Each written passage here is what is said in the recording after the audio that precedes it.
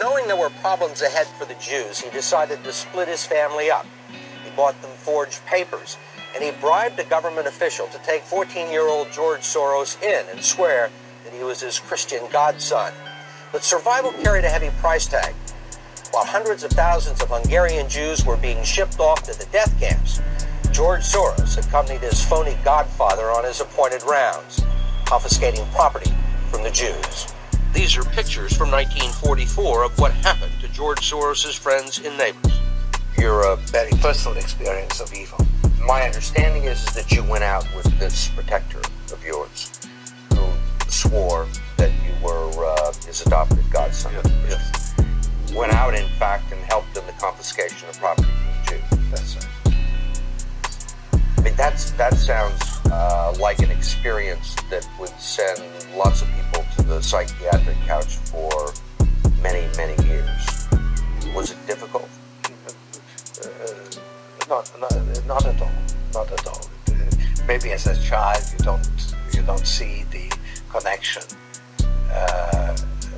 but it created no problem at all. No feeling of guilt. No. For example, that I'm Jewish, and here I am watching these people go. I could just as easily be there. I should be there. None of that. Well, of course I could be on the other side, or I could be the one from whom the thing is being taken away. But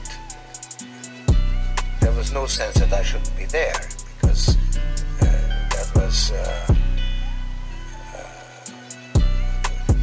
well, actually, funny way, it's just like in markets, that if I weren't there, of course I wasn't doing it, but somebody else would be taking it away anyhow. In other words, whether I was there or not, I was only a spectator. The property was being taken away. So I had no role in taking away that property. So I had no sense of guilt. Are you religious? No. Do you believe in God? No. Yep. The Black Lives Matter Coalition funding comes in addition to more than 33 million in grants from top Democratic Party donor George Soros. He said that, yeah. So What billionaire would have done that for the Black Panther Party? 33 million. Well, hold on. Hold on. In high school, I read some books about the Black Panther movement. Charlton Heston, maybe people like that. The Black Panther movement would have. There was a famous book called Radical Chic and Mau Mau and the Flatcatchers. Okay. And it basically put you in these scenes where you had these, the Huey P. Newtons and the Bobby Seals would go to these rich white families' houses and have these intellectual debates. I know about that. You know what I'm saying? With these white millionaires. Did anybody give him $30 million? Well, at the end, these people would cut checks. Not no $30 million checks. Maybe a 5,000, 10,000. See what I'm saying? This was breakfast programs, smaller scale. But you know what I'm talking about. I know exactly what you're talking about. Rich white people have historically financed some of this stuff. Some of it, not all of it. Which is why I said You know what I mean? Yeah, I didn't say all of it. And that was more guilt money rather than Fair enough. control money. See, this started at the impetus of the whole shit. This is control money. This is not, I feel bad for what we've done. It's like you came to my house and shamed me, and now I'm going to cut you a check. You know what I mean?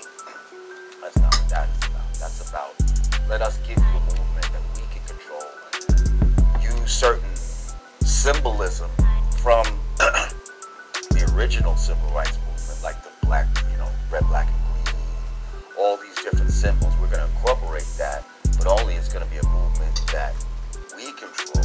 We decide what the messages are. We decide what the slogans are. What happened to no justice, no peace, and no peace, no justice. Now it's hands up, don't shoot, fucking I can't breathe, and all these negative affirmations that who made that shit up? You know what I mean? Wasn't me. Okay? Now, if y'all don't know what social engineering is, look it up. Like, there's people out there that know how to scientifically make society do what they want it to do, how they want it to be done. They're engineering how society should be. That's social engineering. So when we sit here and talk about, things like false evolution, when we say, oh, hip-hop's just going that way. No, it's not. It was socially engineered to go in the way that it's going right now. You see, this Black Lives Matter is a social engineering of how a civil rights movement should move. You see what I'm saying? And this is what we have to look at. Not everything is organic. Well, you also don't see any clear leaders in Black Lives Matter. You had D-Ray. He's been kind of the face of Black Lives Matter for a while. Why, when he's not the leader? You see what I'm saying? There's no real. Why is he? There is leaders. This is what I'm telling you. They're lesbian. In the Milwaukee public school budget now stirring up controversy. The district is proposing nearly $500,000 go to a program called Black Lives Matter. Corrine Zell was at a packed budget hearing tonight and joins us live to fill us in. Corrine. George and Carol, the board didn't take any action on the budget tonight. They listened to dozens of people express their concerns and opinions about next year's budget. One item, though, seemed to dominate the conversation. I'm here to support the Black Lives Matter funding proposed in the MPS budget. That's the main reason most of these people showed up tonight, to speak up or hold up a sign, letting board members know they want them to spend around $470,000 on Black Lives Matter. I understand that the Black Lives Matter resolution could use some, messing around with. There's some things that need to be addressed. But I have supported that resolution since it was introduced. I support it now.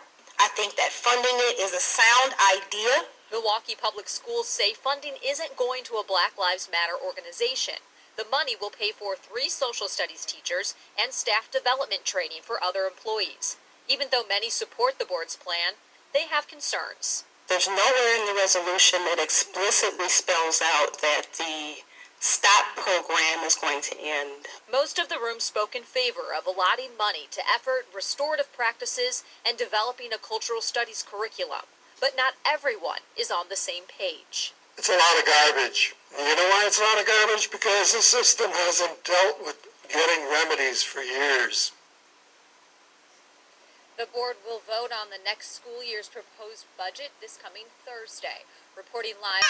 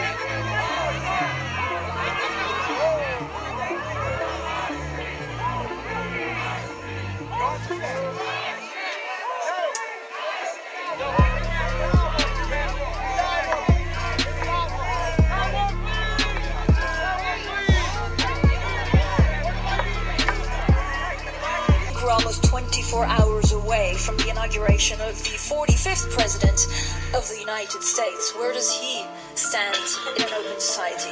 Well, I have described him as an imposter and con man and a would-be dictator. But he's only a would-be dictator because I'm confident that the Constitution and the institutions of America, of the United States, are strong enough. The division of power is in operation, and he would be dictator if he could get away with it, but he won't be able to. He's going to do.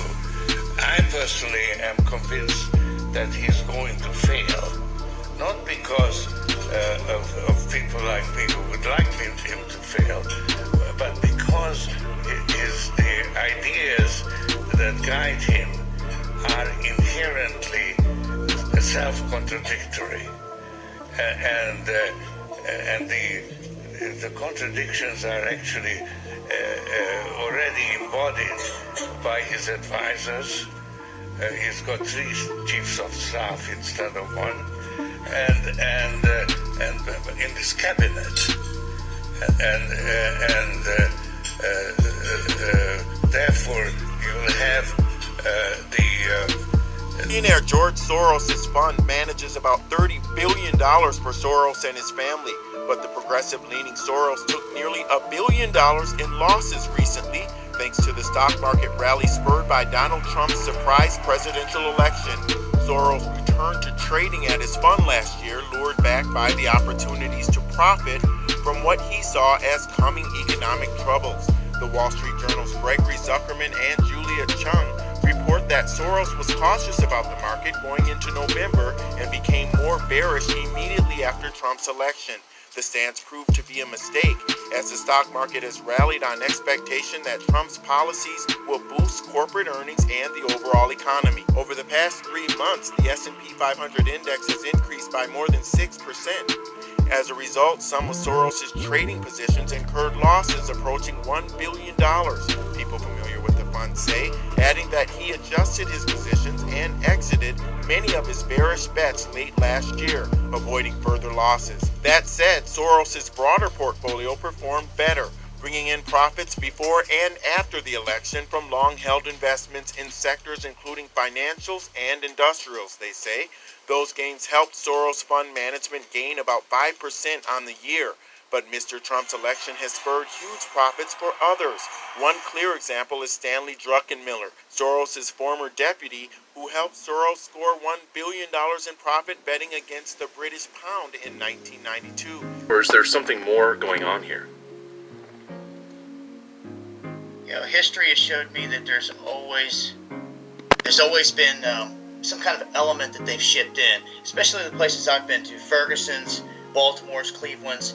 We've seen a lot of George Soros type of activity, as we call it, where paid protesters would be on the ground, so much so that they would even be cutting the checks and showing you the checks. So we knew that that element was there. We busted them. This time, I think what they're doing is they're capitalizing on a lot of really homegrown anger. A lot of people have been pent up, ticked off about the lockdowns, want to release some anger, and I think that there's a mix. I think that you've got the organics, but then when you send in the provocateurs, it gets murky, it muddies the waters. You know, then it becomes chaos. And I think that somewhere like Minneapolis is ground zero right now with the George Floyd thing. But Louisville was hot last night too. It's got its own situation. Breonna Taylor, she was shot by police in her apartment and killed in March. A lot of people highly upset about that. And it's just another police shooting situation where people are not happy. So I look to get on the ground there tonight, at least in Louisville. Revelation from the former owner of a South Minneapolis club. She's telling 5 Investigates that George Floyd and former officer Derek Chauvin both worked security for her at El Nuevo Rodeo out on Lake Street. Investigative reporter Eric Rasmussen just spoke with that woman. He's here now with more on what she said. Eric? And always, Black Lives Matter and provocateurs were on the ground.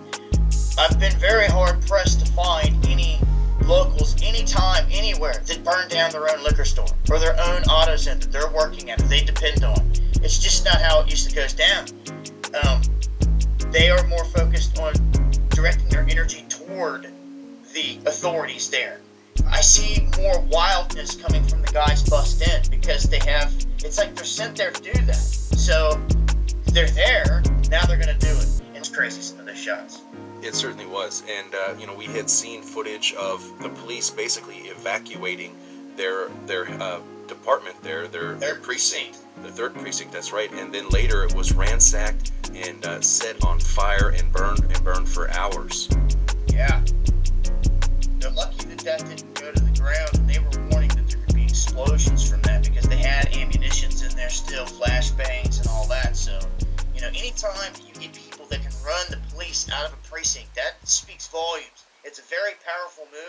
but it has to be done in the right way here.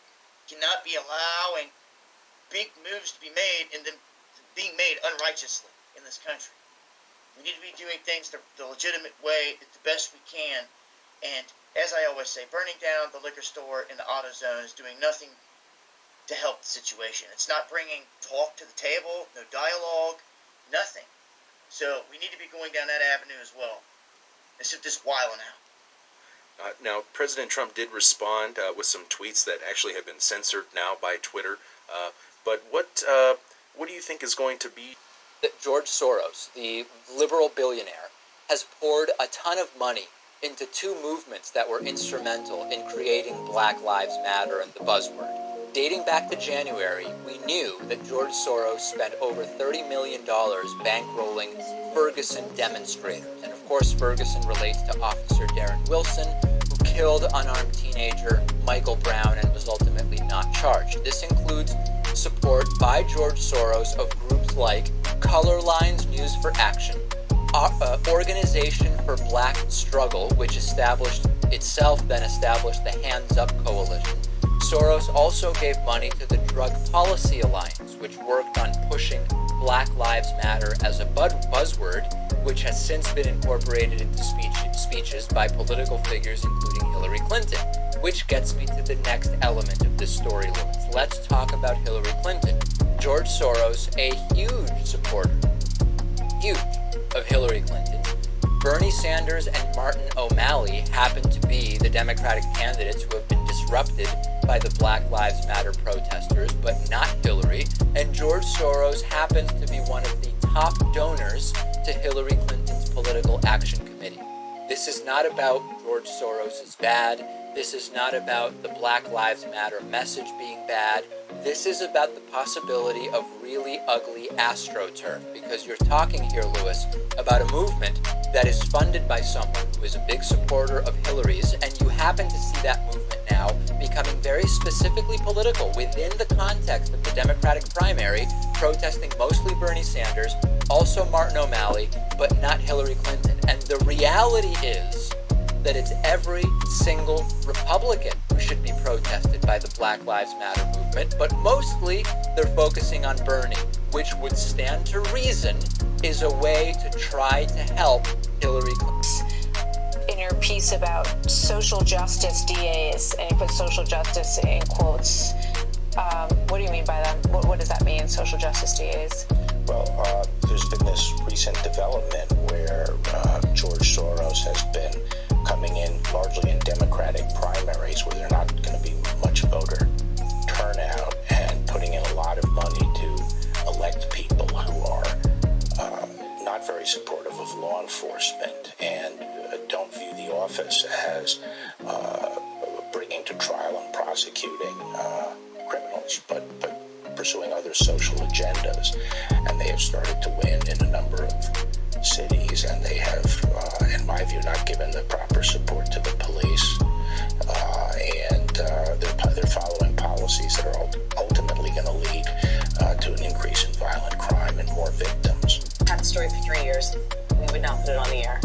Then the palace found out that we had her whole allegations about Prince Andrew and threatened us in a million different ways. She had pictures. It was unbelievable what we had. Clinton, we had everything. The Marxist way. Karl Marx's proposition, from everybody according to their ability and to everybody according to their needs, was a very attractive idea. I chose my friends carefully. The Marxist professors, the Marxist professors, the Marxist professors. We very often have all kinds of unintended adverse consequences. So I had to experiment. Subversive. That was a lot of fun. The highest art of warfare is not to fight at all, but to subvert anything of value in your enemy's country, be it moral traditions, religion, respect to your authority and leaders, cultural traditions, anything. Put white against black, old against young, wealthy against poor, and so on. Doesn't matter. As long as it disturbs society, as long as it cuts the moral fiber of a nation, it's good. And then you just take this country, when everything is subverted, when the country is disoriented and confused, when it is demoralized and then destabilized, then the crisis will come. So what is his target now? Us, America. We need people like George Soros, who is fearless and willing to step up when it counts.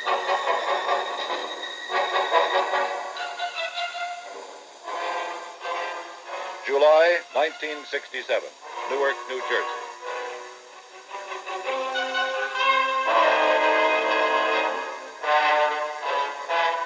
Burning, looting, shooting, overthrowing the law and order of America.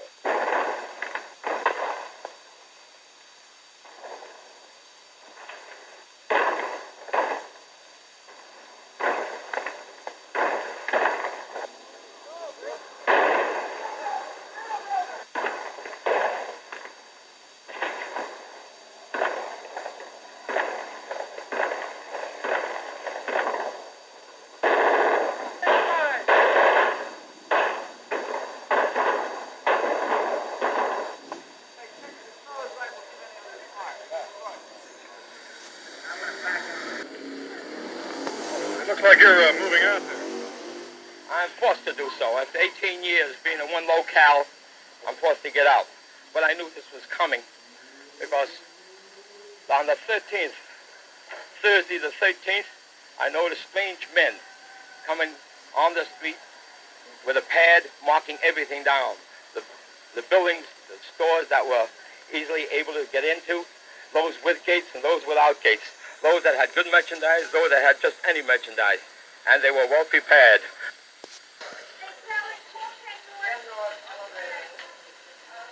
Thousands of rioters joined in the assaults with clubs and bricks and Molotov cocktails. Louis Lomax, prominent Negro journalist who covered the Detroit riots and investigated their causes, wrote in the Detroit News that forces from outside Detroit sent squads of college-age black power agents into the city's Negro community 30 days ahead of the riots to agitate Negroes and create an explosive atmosphere. They posed as magazine salesmen, Mr. Lomax reported.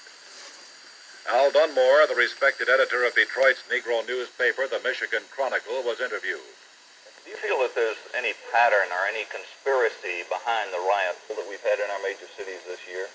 I really feel that there is an organized conspiracy which is both national and has some international involvement. I feel this. And I have reasons to be almost certain. Somebody was part of Hitler's camp. And if you don't understand the connection of Germany and the United States, you better do your research. Ask Trump as well. Even his family is from there. Naturally, the common people don't want war after all. It is the leaders of a country who determine the policy, and it's always a simple matter to drag people along. Whether it is a democracy, a fascist dictatorship, or a parliament, or a communist dictatorship, voice or no voice, the people can always be brought to the bidding of the leaders. This is easy. All you have to do is to tell them they are being attacked and denounce the pacifists for lack of patriotism and exposing the country to danger. It works the same in every country. Best buddy. Again, can you honestly look at this picture and tell me that these two men were best buddies, grew up together? Or does this look like what it looks like to me? This looks like fans taking a picture with Mr. NBA star Stephen Jackson. Lists. But what's not been said this morning, and I think is relevant, is that the funding of these investigations came from one George Soros. Now, I say this at a time I'm going to come back to so what, and it may have some personal interest for you as well. I doubt whether the Leave campaign took offshore money or Russian money. This came about as a result of questions asked in the House of Commons by one Ben Bradshaw, somebody linked to an organisation called Open Society. I just wonder, when we're talking about offshore money, when we're talking about political subversion, when we're talking about collusion, I wonder whether we're looking in the wrong place. And I say that because George Soros recently gave Open Society, his organisation, which of course campaigns for free movement of peoples and supports supranational structures like the European Union, he recently gave it $18 billion. And his influence here and in Brussels is truly extraordinary. Open Society boast that they had 42 meetings last year with the European Commission. They've even published a book of reliable friends in the European Parliament, and there are 226 names on that list, including yours, sir. I thought you'd find this interesting. We even had last week Mr. Verhofstadt lobbying on behalf of Mr. Soros at the Conference of Presidents in a battle that is going on with Viktor Orban, the Prime Minister of Hungary. If we're going to have a debate, and we're going to talk about full political and financial transparency, well, let's do it. So I should be writing today to all 226 of you, asking some pretty fair questions. Have you ever received funds, directly or indirectly, from Open Society? How many of their events have you attended? Could you please give us a list of the meetings of all the representatives, including George Soros, yourself? And I think this Parliament should now set up a special committee to look into all of this. And I say that because I fear we could be looking at the biggest level of international political collusion in history. The connection between Open Society and reflexivity is far from obvious. On a personal level, they are closely connected. As you recall, I was studying economics at the LSE, and at the same time I was reading Karl Popper's Open Society and its enemies. And it was Popper's insistence on our inherent fallibility that led me to question the basic assumptions of economic theory and develop the concept of reflexivity. But on a conceptual level, the connection is only indirect. It's the first pillar, the fallibility, that connects the other two. Fallibility in this context means not only that our view of the world is always incomplete and distorted, but also that in our effort to simplify an extremely complex reality, we often misconstrue it. And our misconceptions play an important role in shaping the course of history. If there is anything really original in my thinking, it's this emphasis on misconceptions. It provides a strong argument in favor of critical thinking and open society. Popper didn't give an exact definition of open society because he considered exact definitions incompatible with our imperfect understanding. He preferred to approach things from the opposite direction by first describing them and then giving them a label. In fact, hedge fund had grown to be 400 billion, of which 40 million belonged to me personally. I felt that I had made more than enough money for myself and my family, and running a hedge fund was extremely stressful and depleting. What would make it worthwhile to continue? I thought long and hard, and finally I decided to set up a foundation devoted to the promotion of open society. I defined its mission as opening up closed societies, correcting the deficiencies of open societies, and promoting a critical mode of thinking. In China in 1986, in Poland, the Soviet Union in 1987, and as the Soviet Union and Yugoslavia disintegrated, I set up a network of foundations that covered almost the entire former communist world. In this way, I acquired some practical experience in building open societies. I learned a lot. I discovered things that I should have known in the first place. For instance, that the disintegration of closed societies doesn't necessarily lead to the birth of open societies. It may result in just a continuing disintegration until a new regime emerges that bears more resemblance to the regime that had collapsed than to an open society. I'm 69,000 YUM. Right now, his Quantum Group hedge fund moves $14 billion of rich investors' money around the world every day, looking for profits and answering to no one. Soros makes huge bets on whole countries and economies. Last year, when he saw cracks in the Asia boom, he began selling the currency in Thailand. Traders in Hong Kong followed suit, triggering a financial crisis that plunged much of Asia into a depression. In the last 2 years, you've been blamed for financial collapse in Thailand, Malaysia, Indonesia, Japan, and Russia. All of the above. All of the above. Are you that powerful? No, I think there's a great misunderstanding. The Prime Minister of Malaysia said that the region spent 40 years trying to build up its economy, and along comes a moron like Soros with a lot of money, and it's all over. He called you a criminal. It's easier for him to blame an outside force than to admit that they were mismanaging their economy and their currency. The French finance minister talked about hanging speculators from lampposts. Soros says the Asian currencies would have collapsed even if he hadn't been in the market. They were overvalued. He says people tend to follow his lead because he's been so successful. I think that I've been blamed for everything. I am basically there to make money. I cannot and do not look at the social consequences of what I do.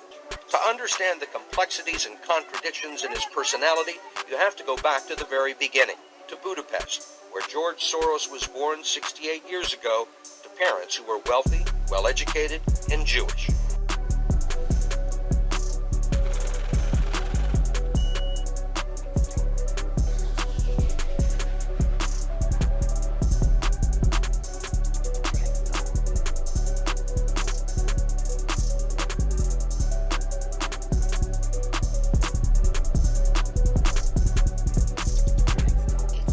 Subversion is the term, if you look in a dictionary or criminal code to that matter, usually is explained as a part of activity to destroy things like religion, government system, political, economical system of a country. And usually it's linked to espionage and such romantic things as blowing up bridges.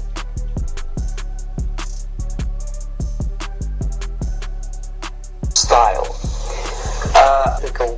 economical system of a country, and usually it's linked to espionage and such romantic things as blowing up bridges, sidetracking trains, cloak and dagger activity in Hollywood style.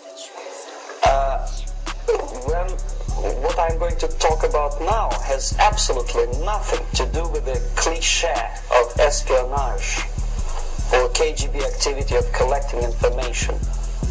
So the greatest mistake or misconception, I think, is that whenever we are talking about KGB, for some strange reason, starting from Hollywood movie makers to professors of political science and quote-unquote experts on Soviet affairs, or Kremlinologists as they call themselves, they think that the most desirable thing for Andropov and the whole KGB is to steal blueprints of some supersonic jet, bring it back to Soviet Union and sell it to the Soviet. If we take the whole time, money, and manpower that the Soviet Union and KGB in particular spends outside of USSR border, we will discover, of course there are no official statistics unlike with CIA or FBI, that the espionage as such occupies only 10 to 15% of money, time and manpower. equal percent of the activity of KGB. The rest, 85%, is always subversion. Subversion can be only successful when the initiator, the actor, the agent of subversion has a responsive target. It's a two-way traffic. The United States is a receptive target of subversion. There is no response similar to that one from the United States to the Soviet Union. It stops halfway somewhere. It never reaches here. The theory of subversion goes all the way back 2,500 years ago. The first human being who formulated the tactics of subversion was a Chinese philosopher by the name of Sun Tzu.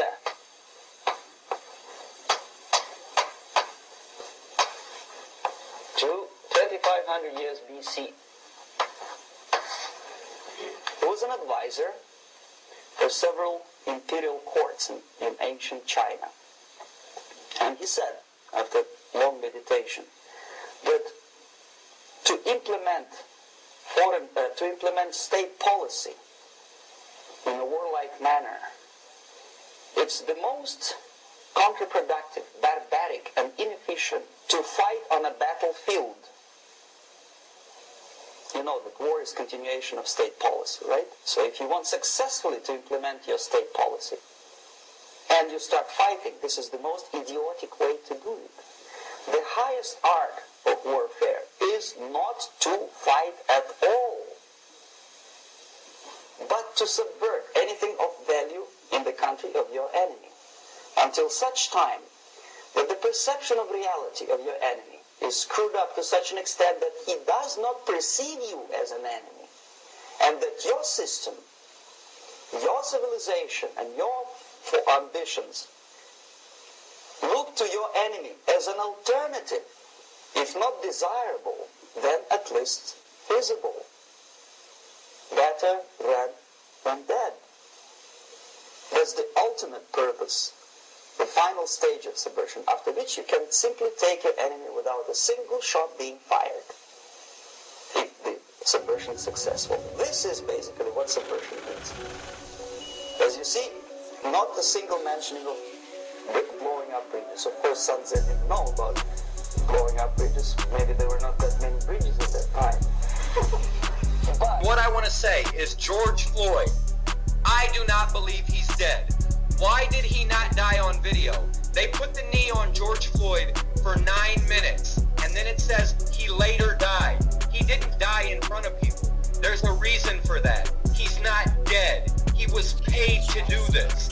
And the cops that had the cop that had his knee on George Floyd, that same cop has been photographed working the Boston bombing and Sandy Hook. Now, to top all this off, the riots in Minneapolis, before they turned destructive, a white man dressed in all black with a mask and an umbrella approaches an auto parts store and begins busting out the windows with a hammer. You know what the black people did that were watching?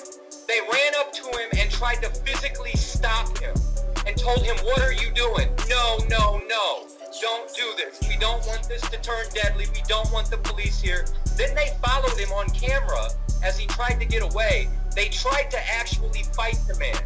Well, now it's came out, and I'm going to pull this picture up right here. Now it's came out that his name is Jacob Peterson of the St. Paul PD.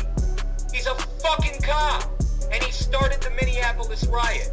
How many other riots that destroyed black cities and put the target on black people's backs, how many of those other riots throughout the past 100 years were started by agent provocateurs also? And why I'm really pissed off is I uploaded a real clean-cut video about 20 minutes ago where I didn't show the actual footage, and I said, you guys, look it up on your own, agent provocateur, Minneapolis.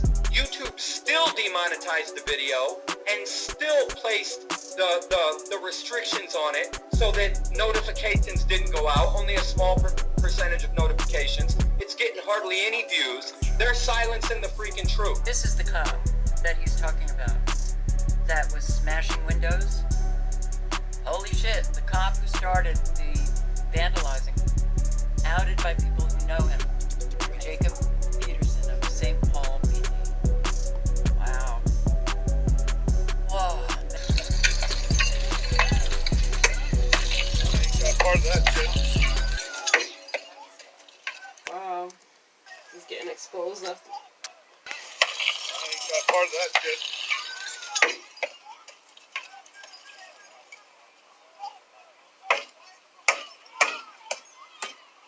Dude.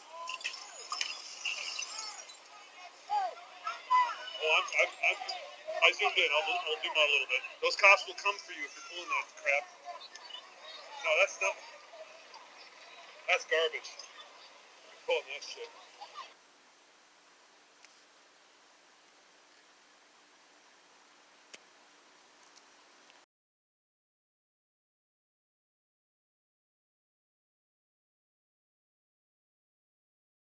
Was this massive exercise in anarchy a rehearsal for civil war and revolution? The chairman of the U.S. Senate Subcommittee on Internal Security, Senator James Eastland, answers the question. The drive for Negro revolution in this country is moving toward a climax. The forces which shaped, molded, and influenced this drive, and which now, to a very substantial extent, control it, have plans which involve major racial disturbances of riot proportions in some 20 cities of this country. The primary objective is acquisition of power by the communists. In the long-range view, this objective keys in with the communist purpose of overthrowing the government of the United States. H. Rap Brown, National Chairman of the Revolutionary Students' Nonviolent Coordinating Committee, SNCC, confirms the reality of revolution. Here he is speaking at the height of the 1967 race riots, in film footage not hitherto seen by the American public. We stand on the eve of a black revolution, brothers. Masses of our people are in the streets. They're fighting tit for tat, tooth for tooth, an eye for an eye and a life for a life. The rebellions that we see are merely dress rehearsals for the revolution that's to come. We better get ourselves some guns and prepare ourselves. Stokely Carmichael, the new messiah of revolutionary black power, boldly sets forth the objective. This struggle is not a reformist movement which aspires to become a part of the United States. It is a struggle of total revolution. For more than 35 years, international communism, whose historic goal is the overthrow of the United States and the seizure of dictatorial dominion over all mankind, has been working among minority groups in America, particularly at Negro Americans, Puerto Rican Americans, and Mexican Americans. But today, world communism has established a beachhead here of mammoth revolutionary capability, and revolutionary black power has arisen as the vanguard. Our American system is in great danger. The United States is being hemmed in ever more menacingly by a world communist force which rapidly is overtaking our military supremacy, on the ground, in the air, in the oceans of the world, and in cataclysmic space warfare. And now the historic communist strategy of creating a revolutionary force within the United States becomes a looming reality. Since international communism first showed its evil, aggressive face to the world, strident voices in America have declared there is no danger, and never was a communist danger internally within the United States. Millions of Americans have hearkened to this dangerous delusion, while communism relentlessly expanded its powers here. Its blueprint for conquest now clearly includes an assault on American institutions from within, mob violence, guerrilla warfare, massive disruptive strife. Then, finally, undoubtedly, a climactic military move, simultaneously from within and without, to crush and take over a disrupted and weakened nation. It is listed by congressional committees as a Communist Front publication which has manifested itself from the beginning as a virtual official propaganda arm of Soviet Russia. This issue of The Guardian reports to its leftist subscribers throughout the nation that radical organizations of Mexican Americans are beginning to join forces with revolutionary black power. The same issue reports that militant Puerto Rican groups are joining with revolutionary black power elements. The so-called poor white are being constantly agitated. Communists are active in efforts to organize them into a force that would ultimately join in the revolution to overthrow the United States. Revolutionary black power accepts its role as the vanguard of the revolution. This issue of The Guardian shows the way toward control of the federal government. Ultimately, black power here means that the black people will decide under what conditions the federal government can function. And before black power ever gets to that stage, violent outbreaks could seriously threaten the day-to-day operations of the government. A rebellion in Washington could be the equivalent of the recent guerrilla attack on the U.S. Embassy complex in Saigon. The communist worker, now expanded into a widely distributed daily linked to international headquarters in Moscow, carried the Black Power Revolutionary Line as set forth officially by James Foreman, SNCC official and lieutenant to Stokely Carmichael. Turning to America, Carmichael said, "Our movement is to move to disrupt the structure of the United States, and our blood will pay for that, and we think it is not too high a price to pay." Such revolutionary fervor today is widespread among Carmichael's widening force of followers. Rep. Brown is a past master of incitation. You better define who your enemy is, and you better move to destroy your enemy. Because if America don't come round, America should be burnt down. Although the vast majority of Negro Americans are fundamentally law-abiding, loyal and patriotic citizens in spite of historic grievances, they are sensitive, as are white people, to emotional stimulation and to some degree of control through mass psychology, in which the communists are past masters. White revolutionaries have joined in some of Black Power's revolutionary goals most vital to international communism, such as support to the communist Viet Cong in the war against American forces in Vietnam, and particularly in organizing so-called student power forces to take over American colleges and universities. Jerry Rubin, one of the white revolutionaries working on behalf of victory for the communist Viet Cong, reveals plans for coordinating the forces of radical white youth with those of black power. The goal is a massive white revolutionary youth movement, which, working in parallel cooperation with rebellions in the black communities, could seriously disrupt this country. The United States will find itself faced with rebellions from 15 different directions. In a symposium sponsored by the Center for the Study of Democratic Institutions at Santa Barbara, California, a group of young revolutionaries, including presidents of student bodies in some of America's biggest universities, viewed their role in the revolution thus. I'm going to say loudly and explicitly what I mean by revolution. What I mean by revolution is overthrowing the American government and American imperialism and installing some sort of decentralized power in this country. I'll tell you the steps that I think will be needed. First of all, starting up 50 Vietnams in third world countries. This is going to come about by black rebellions in our cities, joined by some white people. People in universities can do a number of things to help.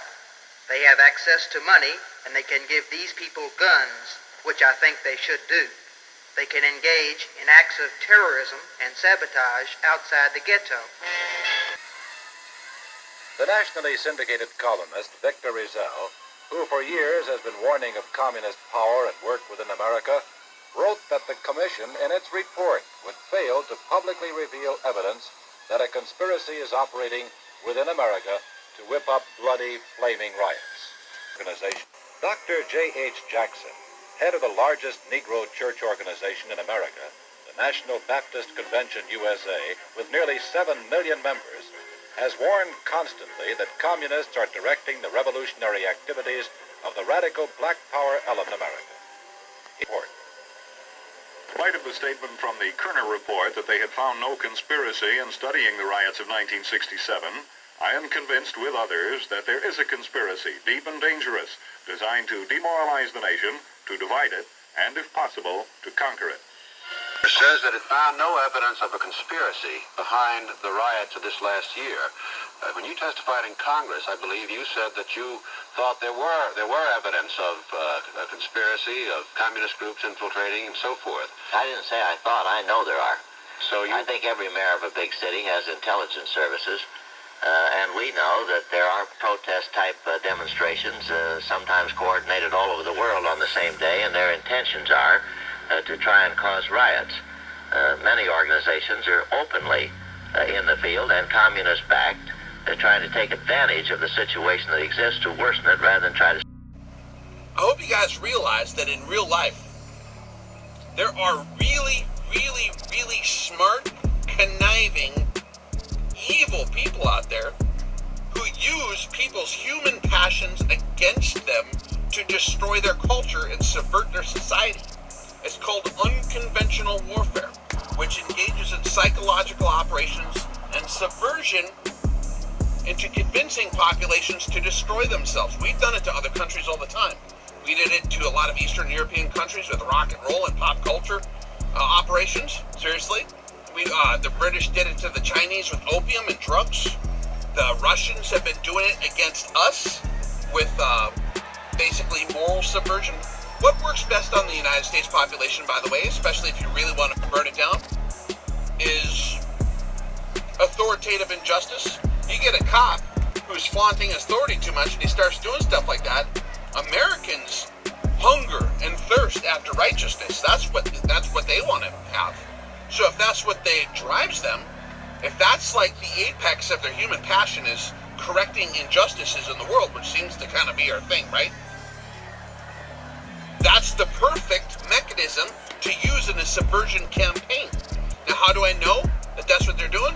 Because they said that's what they're doing. They wrote books about it. They wrote manuals about it. Read about Cloward and Piven's strategy back in the 1960s, 1966, Cloward and Piven. Read about that. Where they basically create a permanent underclass in the culture that is basically kind of kept at bay through different techniques to where they never can really rise up to the standard, middle class type deal through a number of different subversion techniques. But then they also use them later to create basically a race war in the United States and take everything down.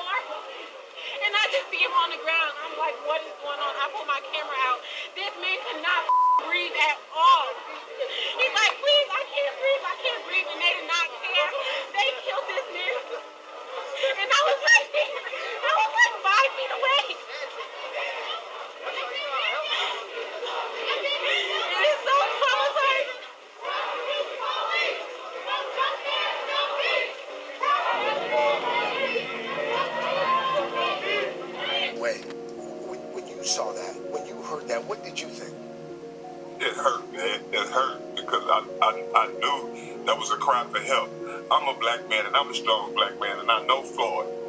That's a cry for help. We don't scream our mother's name like that unless we know something is wrong and our life is in jeopardy and we can't control it. That was a cry for help. He was there for people when they were down. He loved people that were thrown away. Courtney Ross was Floyd's other half. Ross says Floyd was the most spiritual man she had ever met. He moved to Minnesota from Houston, Texas to start a new life. He came to Minnesota to get a fresh start.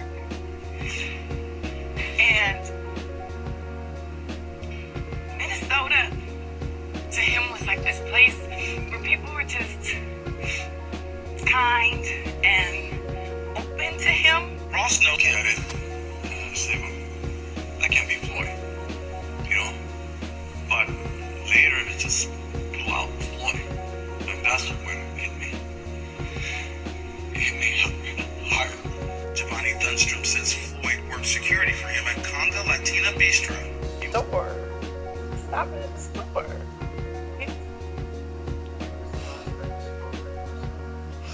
Day before he died. I love you. Just always do that. Just always, that's just how we get in the conversation. But I do want to tell people in the city that it's time to be prosecuted.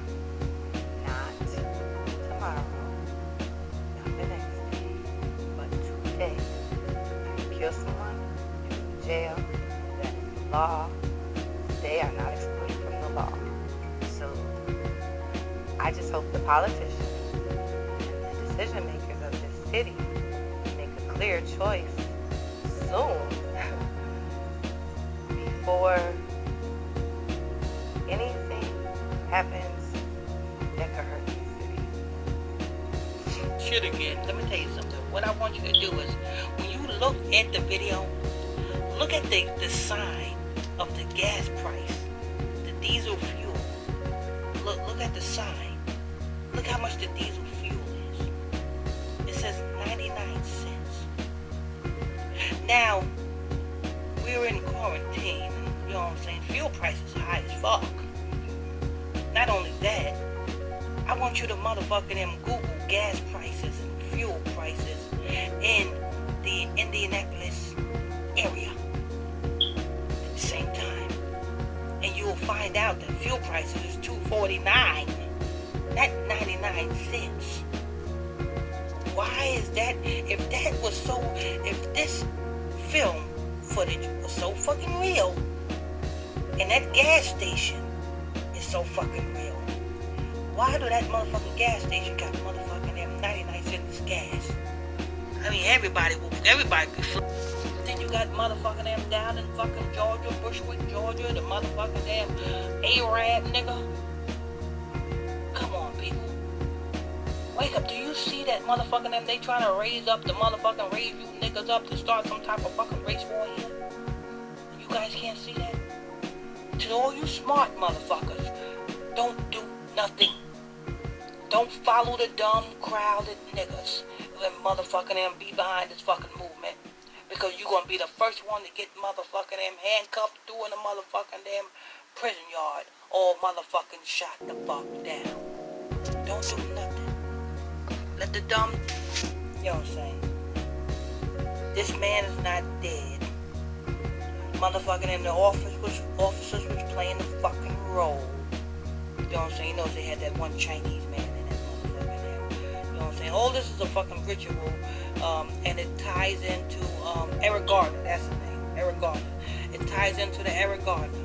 Because pay attention. You got this one Chinese motherfucking cop. In this one, you got the Chinese cop and Eric Gardner's. I mean, everything motherfucking, the number, look at all the fucking numbers, people. Look at the number on the license plate of the cop car. Look at the number, motherfucking, of the gas station, the prices.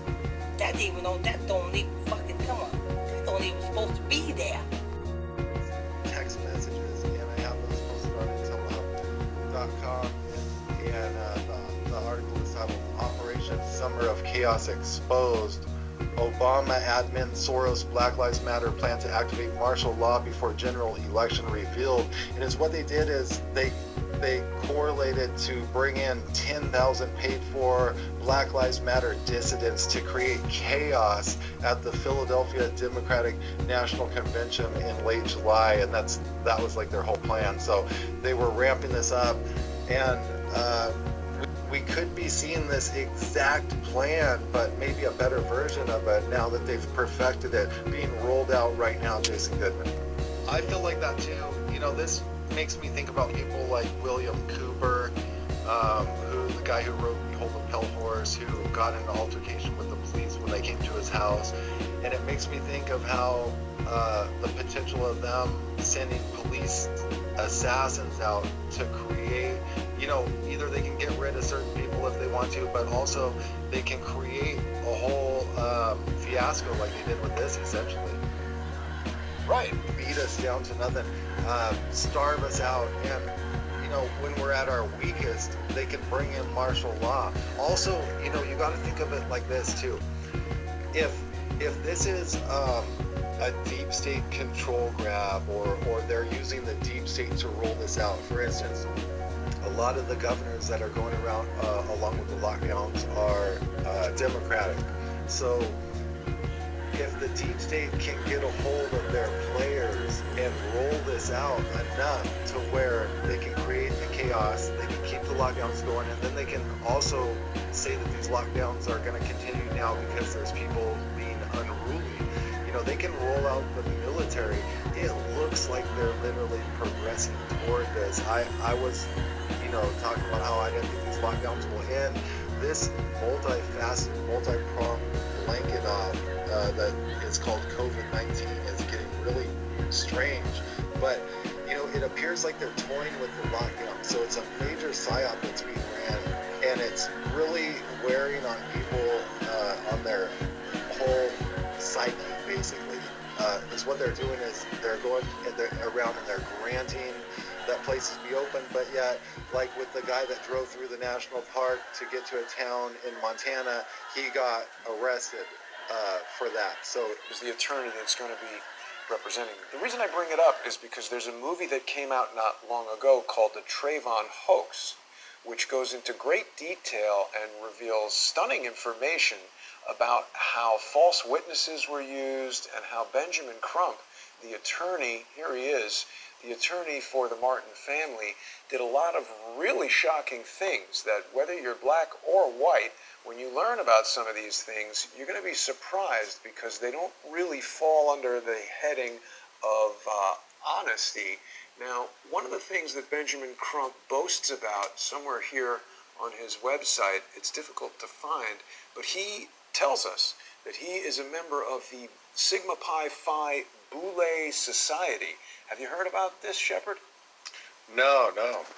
Well, this is interesting because, the Bishop Larry Gators, and he was on my mind before, which is why I had that little slip. He's told us about the Black Boule Society, which is a secret society that is intended to utilize members of the black community, 10% as a matter of fact, to control and influence the remaining 90%. Sigma Pi Phi is the first successful and oldest black Greek-lettered organization.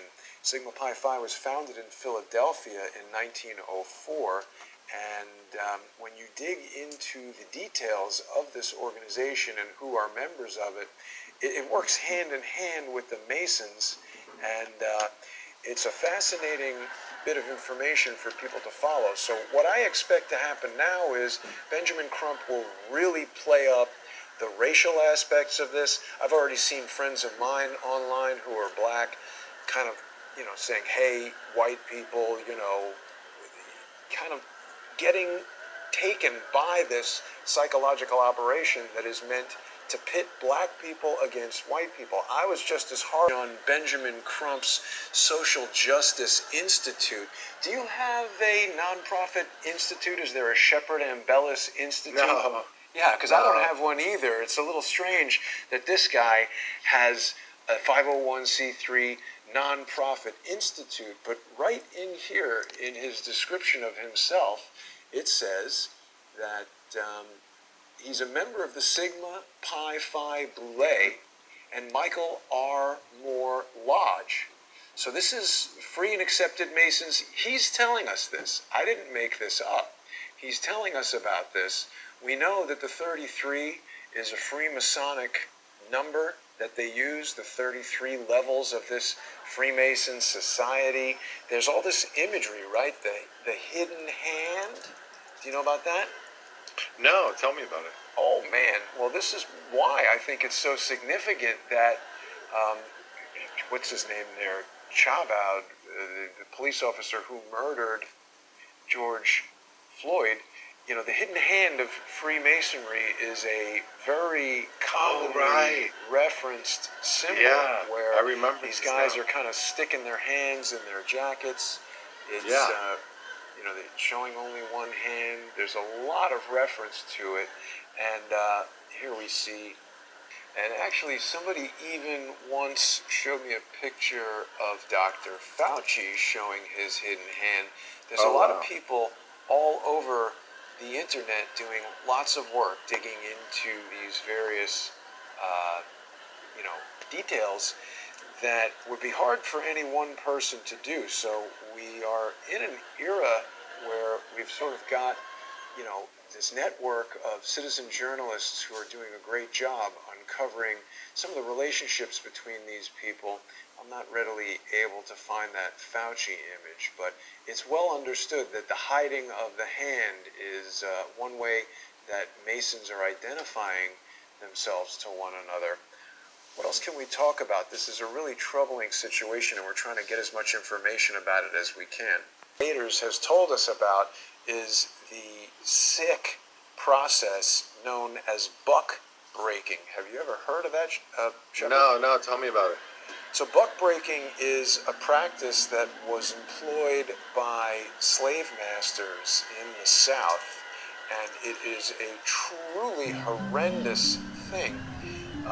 Buck breaking is the practice whereby these slave masters, when they would obtain a new slave, they would select the biggest, strongest male slave, and they would whip, beat, and anally rape him in front of all the other slaves to break their spirit, to break their will, to dominate them. This whole thing. It is. I think that's what it is. And, the Boule secret society is designed to help these masters of the universe to influence the black community.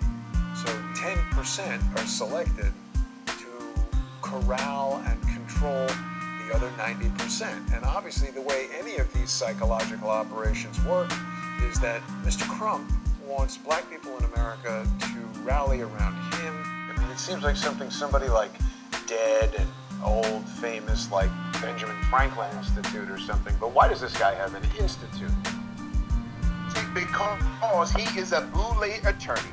And 90% of black attorneys in this country are Bouleists. They are mentored and manufactured by the system. That's why Barack Obama is a manufactured deep state CIA individual. These people are not real. Benjamin Crump having an institute. And now there's a difference or a differentiation between an institute versus a college or a university. Institutes receive private money that doesn't have to be reported to the IRS. Institutes, and this is where who is subsidizing Benjamin Crump, okay? The same powers, not white people, the same Luciferian powers who are trying to divide black versus white. These are the same demons, Jason, that are giving millions of dollars to Benjamin Crump. He doesn't care about the family of Trayvon Martin. He doesn't care about the family of this jogger that was shot. And he won't tell you, Jason, that the jogger that was shot has a rap sheet. And he was also arrested multiple times, okay, for breaking into people's homes. You see, but the mainstream media tell you that. You see, exactly. So that father, and I'm going to get some hits today, Jason, but that father and son, they were protecting themselves in that neighborhood, okay? Listen, I'm talking about the Boule Secret Society. Go right ahead, Jason. Well, one more thing about Benjamin Crump, because when I see institute, I'm thinking that's not the same as like the Benjamin Crump law firm. That sounds like a business. An institute sounds to me like probably a non-profit. And I just did a quick search for Benjamin Crump on the ProPublica Nonprofit Explorer. Look at this huge range of nonprofit associations. Boys Choir of Tallahassee, Innocence Project of Florida, National Bar Association.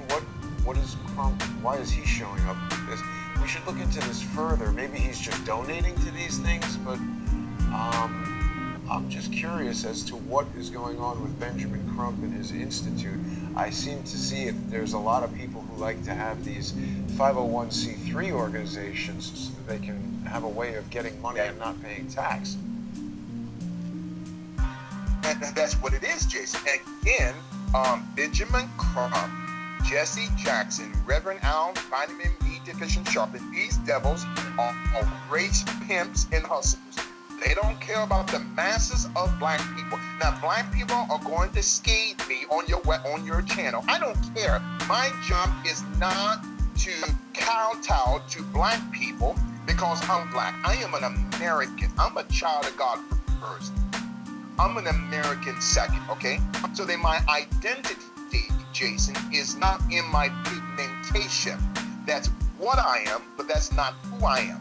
Who I am a child of God. I am American. So people like Benjamin Crump, they're getting latched, and he belonged to the Michael R. Moore Lodge. The Michael R. Moore. Now, who's Michael R. Moore? He ordained pastor in the Church of God in Christ, in which the Church of God in Christ, before we get to Barack Obama, which that organization is called COGIC, okay? Church of God in Christ, founded by a man by the name of a Bishop Mason in Memphis, Tennessee. There are a multiplicity of bishops, okay, and pastors that have died of COVID-19. Let me say it again. These bishops and these pastors in the Church of God in Christ, they got multiple bishops who are homosexuals. They got multiple pastors who are gay, going to these conventions, wearing a clergy collar but a dress in high heels with a beard. Jason, listen, that is an abomination. Well, this is what Benjamin is a part of. He's a part of the Michael R. Moore Lodge, right, in Tallahassee, Florida, okay? And Michael R. Moore is a pastor in the Tallahassee, Florida area. He is the senior pastor of the Powerhouse Church of God in Christ. As we're talking about exposing not just the synagogue of Satan, but Barack Obama. Now, let's get into one more Barack thing Obama. on Benjamin Crump, because this is super interesting. I did just find on his own website, and this didn't come up when I searched for Benjamin Crump Social Justice Institute on the Nonprofit Explorer. I don't know if people can see this. I've got it highlighted, but it says on his own website, the Benjamin Crump Social Justice Institute is a private nonprofit organization, and it's got an asterisk next to nonprofit. And in searching around for what that means, the computer crashed, Bishop.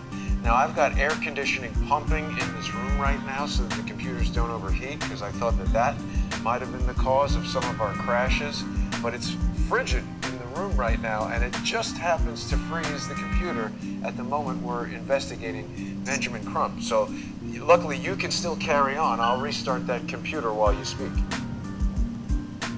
Absolutely. And why is Benjamin Crump masking and shielding his financial affairs?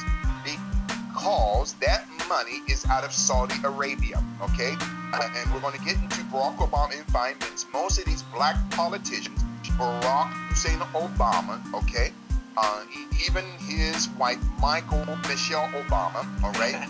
Congressman Omar, Rashida Tlaib, these are Saudi fronts, okay? These people are not Americans. They're not patriots, Jason. What about Keith Ellison? Being financed.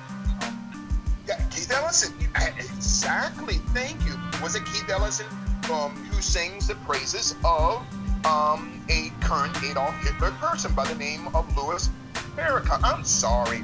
Louis Farrakhan is anti-Semitic, okay? When he's comparing the precious Jewish people, okay, as dogs and fleas, that is hate, that is anti-Semitism, and that is not supposed to be the mindset in the spirit of being an American, okay? Now, it's going to be black people who are going to call me an Uncle Tom. You know what, Jason? I do not care. My job is to expose evil regardless of the race, creed, color, or ethnicity. So then, when we get now to the person of Barack Hussein Obama. Now, as a quick side note, we talked about those 17,000 fetuses that were found, remember, in Los Angeles, outside of the home. of a man by the name of Weisberg. We talked about him last week, right? Yes. And so I believe it was in that 1982 Los Angeles disposal scandal. I won't even go into that. So, 17,000 babies were found outside of the home of a high-level executive for Planned Parenthood, who owns that time the Medical Analytic Laboratories in Santa Monica, California. Okay, that over 17,000 fetuses were found in a dumpster. This was Dr. Malvin Weisberg, okay? A Khazarian devil. Jason, listen, these devils, they don't care about human life, as we're going now to expose Barack Obama. Now, the paradigm of Saudi Arabia and the paralysis of America. Excellent points that in length that you showed us, Jason, within the first hour of today's interview. Now, jump in. We gotta fight it out. We gotta build a strong base, and someday we gotta knock those motherfuckers who control this thing right on their ass. The FBI said the Weather Underground organization, which took credit for the bombing, is the same radical group which was responsible for the bombing of the U.S. Capitol in 1971 and the Pentagon in 1972. But federal officials don't really know much about the group, which is believed to have between 20 and 30 members. My name is Bernadine Dorn, and I was part of the Weather Underground from, well, it's hard to say when it's years. There's no way to be committed to nonviolence in the middle of the most violent society that history's ever created. I'm not committed to nonviolence in any way. I'm a teacher now in a community college, and my students will occasionally bring up the war in Vietnam and ask me what my involvement was. And I'll say, well, I helped found an organization whose goal was the violent overthrow of the government of the United States. And my students would look at me as if I'm from another planet. This system is going to be overthrown. It's going to mean a fight. And it's going to mean a lot of white people risking a lot of things when they finally join on the side of the black people and the people of Vietnam and around the world who have already begun the fight. I'm not going to tell you, oh, I walked in here this day and put a bomb here, or I made this here, or I blew up this car, or I held up this bank. I mean, there were armed robberies. They were all armed robberies, terrorism. You know, there was all kinds of things that went down that are illegal. So I tell you that we did them, but I'm not going to tell you which ones I did or who did. That process continues to move forward, and justice will be served. Unfortunately, with the rioting that is occurring in many of our cities around the country, the voices of peaceful protest are being hijacked by violent radical elements. Groups of outside radicals and agitators are exploiting the situation to pursue their own separate and violent agenda. In many places, it appears the violence is planned, organized, and driven by anarchic and left extremist groups, far left extremist groups, using Antifa-like tactics, many of whom travel from outside the state to promote the violence. We must have law and order on our streets and in our communities, and it is the responsibility of the local and state leadership in the first instance to halt this violence. The Department of Justice, including the FBI, the U.S. Marshals, the ATF, the DEA, and our 93 United States Attorney's Office and U.S. Attorney's offices around the country, are supporting these local efforts. We'll continue to support them and take all action necessary to enforce federal law. In that regard, it is a federal crime to cross state lines or to use interstate facilities to incite or participate in violent rioting, and we will enforce those Jacob Peterson, they were in it together to get the riot party started. Do you remember? And I'll just show you that again here. I was showing this video, and I kind of praised this dude for calling out the cop, the guy with the pizza box here.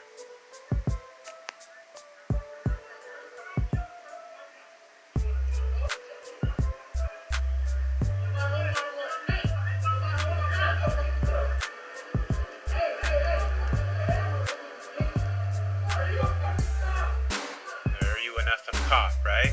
Now check this out. There they are.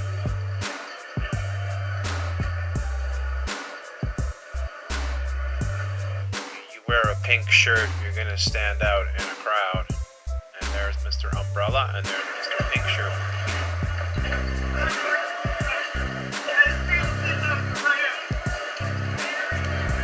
You can hear someone say, hey, this guy's a police officer right here.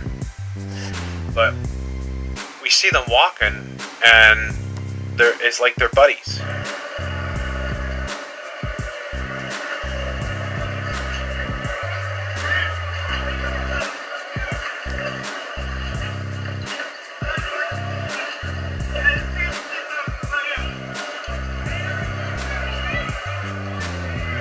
This right here, this the setup.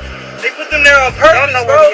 They gonna set them hoes right up on the rail. Y'all know what building this is right here. I ain't even gonna say what name it is. Hey, where do them bricks go to? Where do them bricks go to? Where do them bricks go to? We gotta do better.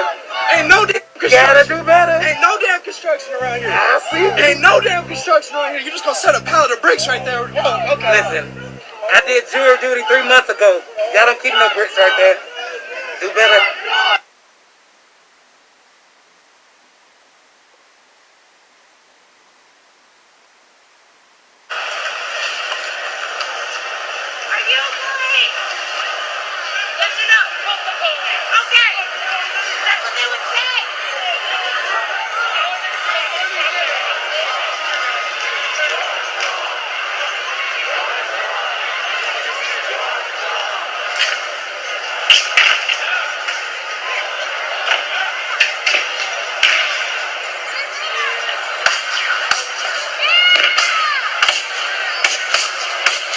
Hey, what y'all doing this for?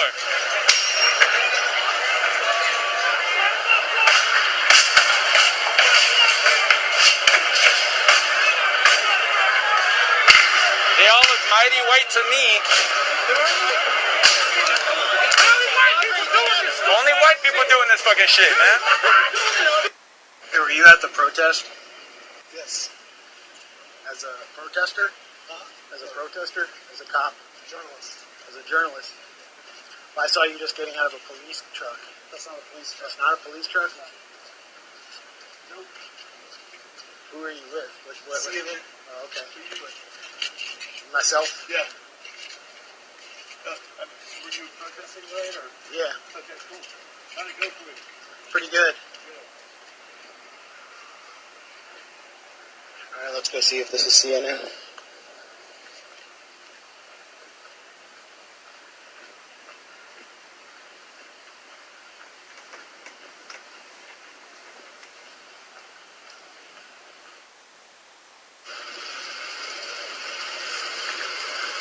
Hey, is that the protest that way? Yes, sir. Who are you guys with? Just hanging out. Are you cops? Yeah. You're not? You seem like cops. No, thank you. Are you CNN? We're just hanging out, bro. You're not, are you CNN? We're just hanging out. Your friend just told me you were CNN. Oh, okay. But you're not, so he lied to me. Who's our friend? The guy who just got out of here and was dressed like a protester. I'm just a guy. I'm a DC resident. My name's Max. So you're undercover cops and you're sending people into the protests who are dressed like protesters, and he's lying to me and telling me he's a journalist, which is very bad for the journalistic profession, I would say. Okay, so those are cops, and you got a guy who just got out and said he was with CNN. So basically he's putting all reporters in danger. He was dressed as a protester. Basically dressed like, you know, black bloc style. These guys are straight up cops. Here's their license plate so we can verify that. Alright. So we got that. Alright. Well, that's what's going on. Provocateur.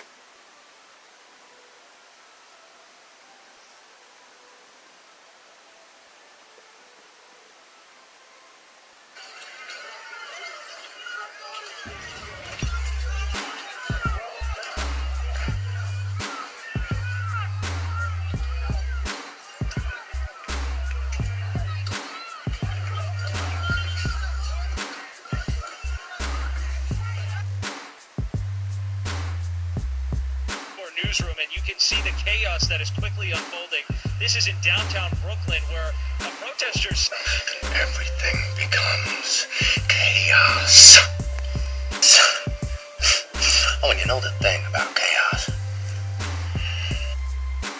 It's straight to hell. Did you see this one? To the people who are the really geniuses. parties and had a number of front groups that they dominated. These were groups that were ostensibly for a good cause. The most prominent was the Hollywood Anti-Nazi League, but were actually operated by the Communist Party without their control being recognized. But what hurt them were the changes of position on the Communist Party. Hollywood in the late 30s is full of people who were refugees from Hitler's Germany. And so they made common cause with liberals in urging President Roosevelt, help the victims of fascism, arm England, arm France, make common cause, solidarity, and so on. And then in 39, that totally flip-flopped with the Nazi-Soviet Pact. And those were really hard times for the party writers. A lot of them found it difficult to get work during that time, with good reason. They changed the name of the Hollywood Anti-Nazi League to the Hollywood League for Peace and Freedom. And a lot of other groups had this instantaneous name change. And one of the key people, and this is Melvin Douglas, you might remember from the movie Being There. He was in the Motion Picture Democratic Committee, and he and Philip Dunn, who directed Last of the Mohicans and some other movies, they floated a resolution condemning Stalin's invasion of Finland. And it was voted down because all the people in the committee, the Communist Party people, had a majority on the committee. So they walked out of that. And Phil Dunn and Melvin Douglas are key figures throughout this. Again, liberal Democrats, but it's the anti-communist left that really did the frontline fighting in this. Now, of course, Hitler betrayed his ally and invaded the Soviet Union in 1941. And then the Communist Party promptly became the most jingoistic group in the United States. And a lot of the war movies that you've probably seen were written by party members. And all these stereotypes of, you know, the heel-clicking kraut and the buck-tooth Jap and all this, these come from party writers who were trying to erase memories of what they'd done during the Nazi-Soviet Pact. The party line at that time was simply to be as patriotic and militant as possible. At this time, they made life very difficult, not only for people who were not in the party, but even people in the party itself who were not part of that inner circle, that vanguard. They did it in a lot of ways. It was sort of informal blacklist. They would circulate rumors that such and such a writer or an actor maybe had fascist sympathies. And of course, in Hollywood, Jewish directors and producers would be, you know, well, we'll never hire that guy again. And those, of course, are famous words even now. You know, you'll never work in this town again. The schedule of changes by, he was in the party, so we want you to change this and do this. He said, no, I'm not doing this. So he promptly left. Elia Kazan left the party. He declined to go through these rituals, these sort of brainwashing rituals they conducted. The people who stayed in the party and the talent guilds were the people who could follow orders. And what this document here is from Friends of Democracy. So Friends of Democracy, if you don't know, Jonathan Soros is the son of Emperor Palpatine, aka George Soros, and he funded and is behind this. He started the Friends of Democracy, American non-profit. I always warn people about those labels, non-profit, like philanthropy, organized, progressive liberal political advocacy organization. The organization was formed in 2014 upon the merger of Public Campaign Action Fund Group and the Friends of Democracy, Every Voice. So all these groups, we talk about Human Rights Watch and so many others that are all behind what's happening. So now that you know who's behind this, let's take a look at this document. Now, I can't 100% confirm this, but this is apparently what people are finding. There's other documents too that we're going to look at. In positions of power into following our ideals, some major media conglomerates are swinging to our side, but they have not gone far enough. Social media is the new battlefront, of ideals. We've seen what kind of power these outlets yield by kicking major fascists off their platforms. This will and must continue. If you are seeking positions of power in the media, be sure to obfuscate and hide your true identity or true intentions on various social media platforms. Better to remain a mystery and wield massive power than blatantly shouting your viewpoints from the hilltops. We have the objective truth on our side, always projected. Use social media and a baton to slap down anyone who holds fascist viewpoints. Call them racist, homophobic, misogynist, create an echo chamber around you. I mean, it's insanity. This is just pure evil. Many of us learn about Antifa and gained our views on college campuses and universities in our culture, in our country, of course, because, you know, that's where they come, the cultural Marxists and all that. This needs to start earlier. Take up teaching as a profession. Take up teaching as a profession. Educate the youth about the dangers of fascism. Befriend those vulnerable students whom you suspect of having fascist-leaning parents. Teach little Timmy not just how to read good, but also how to think and act good. You have to teach people how to think and act. Once we firmly control social media and most major media platforms, it's time to start Operation Truth. This way, the way many social media platforms currently work is that people are primarily exposed to viewpoints they primarily already agree with. This creates a kind of echo chamber for that individual. However, once we control the flow of information, we can slowly start spreading the truth to all fascists who reject our ideology. This must be done very carefully, slowly at first. Begin suggesting a piece of news, video, tweet, post that the opposition could conceivably believe in. Create news outlets of media that do not come with baggage of known bias. Convert. Is this the end here? They don't have another one. Or you will be fired. The next crucial step is to threaten the livelihoods of anyone who dares speak out against their agenda. They are, after all, fascists who are clearly racist, homophobic, and misogynist. You can't run a company with somebody like that in your midst. Once we achieve this, we'll almost be able to taste our victory. Yet we have so much further to go to achieve our ends. Fearing for one's livelihood is clearly a big motivator. Cis white male fascists will begin to hide in the shadows. They may lurk online, on message boards, and underground media, but will be afraid to speak up using their own voice and name for fear of being labeled a bigot. Many fascist corporate overlords still exist and will offer some of these fear hate-mongers a place to work. But it's only a matter of time before our ranks infiltrate even the most evil of corporations who tolerate such hate speech from their employees. And then phase 2, the socialization of capital. Never reveal our end game, but obvious next step will be to control the media, is the socialization of our capital. This will obviously require major political power. With hopefully 70% of people of color in this nation, we may begin to have a chance in these ends. Obviously, we start with healthcare. It's, after all, a basic human right. Everyone knows someone who died of cancer, but who got sick somehow. Obamacare was better than what we had before, but it was built with the healthcare lobbyist consent. We need single payer, and we need it now. Americans have come to accept that it's okay for them to be locked up in a cage rather than not pay their taxes. Never mind, most money collected goes to the military-industrial complex and engage in imperialism abroad, wars against brown people who happen to live in oil-rich lands. So, more people putting more documents forward. As guidelines here, always assume that you may be arrested when going to a protest. Make contingency plans in case you are in jail for a few days. Let a friend know that you're going, and your employer family number if applicable. Write your own one phone call number on your arm in a Sharpie. So that's what we saw before when we started off here, right? Unicorn Riot. So you know we were showing Unicorn Riot last night. I'd be very suspicious of a character with the name Unicorn Riot, but he had like 35,000 people watching him as he's doing the live on the street. But he is capturing this stuff where people are employing these tactics, which are clearly documented in the Soros-funded organization documents that are being leaked. So, yeah. More specifically, order out of chaos, the Freemasonic philosophy, and to run parallel with the scamdemic, because why? Well, 2020 seems to be their critical year, right? The critical kickoff point to their final phase and the final decade for them to complete their global goals by when? 2030, right? We all know about the 2030 agenda. Well, now we see 2020 kickstarting with the scamdemic, scam of the century here.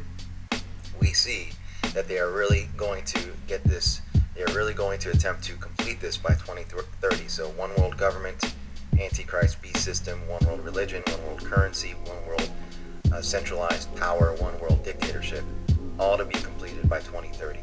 And so we are going to see all of their other agendas run parallel with the scamdemic. The scamdemic is in the infancy stage. We have seen nothing yet with regards to that. We are going to see the rest of it play out in the upcoming year, 2 years, 3 years, etc. Now, we can see that there were all of these seemingly converging simultaneous stories that just took place, basically within days of each other. All right, this is how you can see it was all coordinated and planned. All right, all by the script. So initially we had the Joe Biden, "You ain't black" comment, right, in response to Charlemagne. That was a viral, right, outrage story, right? Okay. Then you had Jimmy Fallon, blackface, right? He pretended to be Chris Rock. All right, and right, Jimmy Fallon apologizes for Chris Rock impersonation. He has to come out and apologize. All part of this race war, race bait, mind control. And then you have the central part, Karen, right? The white woman calls cops on black guy. And literally, you didn't see one outlet, internet TV, introduce this story without saying white woman calls, the story of the white woman.